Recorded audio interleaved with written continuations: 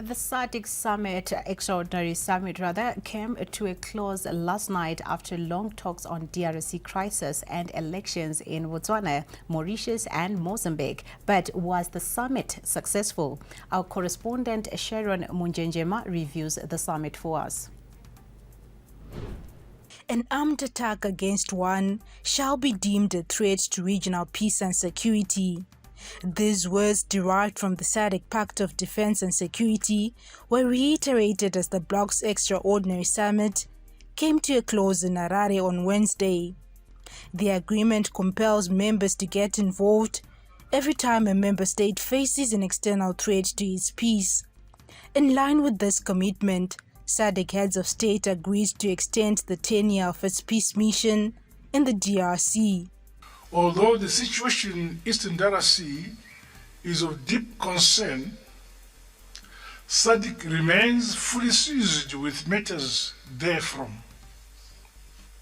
Further, assessment of progress made by our SADC mission in the Democratic Republic of Congo, SAMIN DRC, reveals the need for timeless contributions of resources, including financial, towards attainment of the required critical combat capabilities.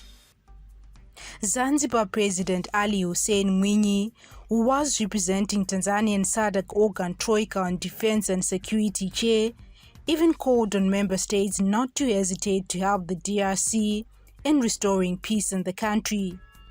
DRC's current conflict has been ongoing since the 1990s, particularly in the eastern part of the country, which borders South Sudan, Uganda, Rwanda, Burundi, and Tanzania. We should not hesitate to help DRC to restore peace, because without doing this, peace and stability and security in Eastern DRC won't be sustainable. With this regard, we member states should always cooperate, paying attention to this so that we can have a peaceful and developed region.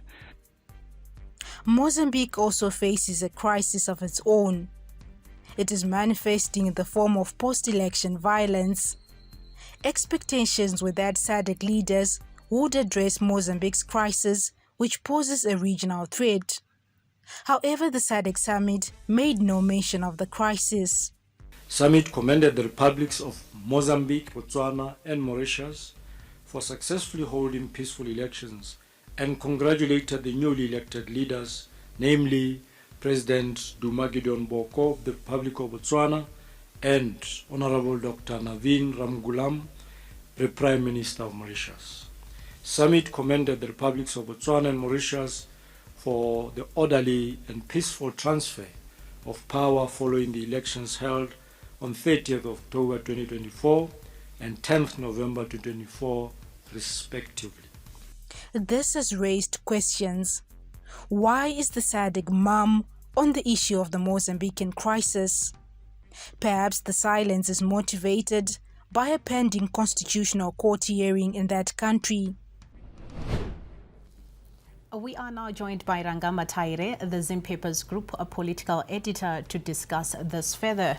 Good evening, Ranga. Now tell us, how effective will the extended mandate of the SADC mission in the Democratic Republic of Congo be in addressing the persisting instability in Eastern DRC, and what additional measures should be taken?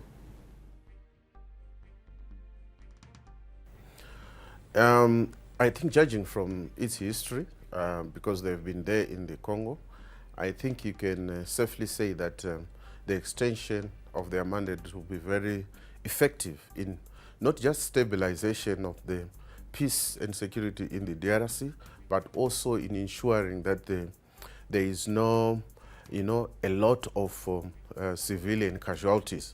And you notice that the semi-DRC mission was not just there for protection of civilians, stabilization of security, but also to engage in combat situation whenever there is a threat to the security of DRC, and they are also working with the DRC forces in terms of training and capacitating them. So the extension is augurs very well in an attempt to find the lasting peace. You are aware that besides the extension of the semi-DRC, there are also other diplomatic processes that are being pursued by SADC. So I'm quite confident that the extension, I think, is a very positive development. The sticking point now would be the funding. There is need to capacitate the semi-DRC mission in the DRC, to capacitate them in terms of funding. But in terms of the implications and the effectiveness of the extension, I think, yes, they will be very much effective given the good record that they had. You might also be aware that at this summit there were also defense chiefs who are directly involved in the semi-DRC, who gave their briefs to the summit as well. So I'm sure the heads of state are privy with those reports that recounted the experience that they had, the challenges that they faced during the last mission that is expiring in December. All right, Ranga, seeing how elections in the region were part of the agenda, what impact have the recent polls and SADC member states such as Mozambique, Botswana and Mauritius had on the overall political landscape of the region? In terms of the overall political landscape, I think everyone can see that the region is really matured in terms of holding democratic elections. You see that they were peaceful generally.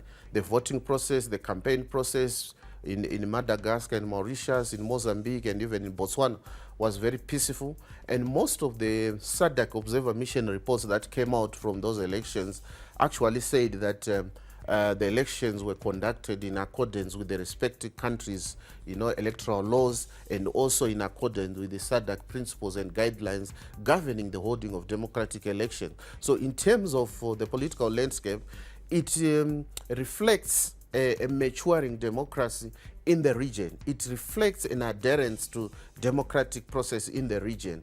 Yes, in terms of Mozambique, there were post-election, protests and disturbances. But in any election, you always see aggrieved parties, expressing themselves in one way or the other. It's unfortunate that there was loss of lives.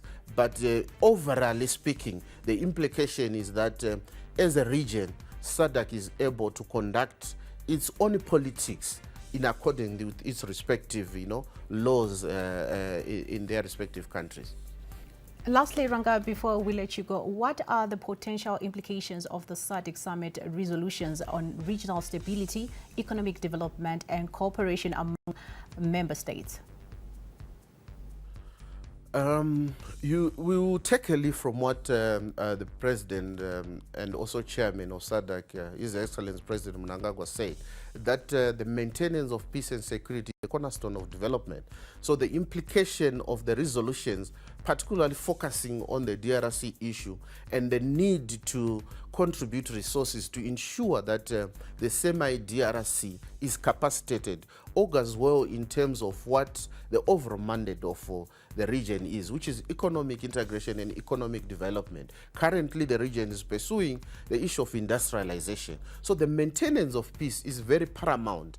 Any threat to the peace and security of any individual country affects the other. So the contagion effect is always obvious. Other countries are on the coast, other countries supply one or two things. We're also connected even in the power pool, Zambia, Zimbabwe, and so forth. So if there is any threat in terms of security, if there is any instability, it affects the whole region. So the tone of the summit, the resolution that were passed, particularly on the issue of the maintenance of peace, that a knock or a threat to one is a threat to everyone. This is the cornerstone of how SADC, since its formation, has maintained peace and stability. You are aware that even in the early days of Mozambique independence, Zimbabwe was able to go to Mozambique to assist the brothers and sisters in Mozambique when they were facing, some insurgencies.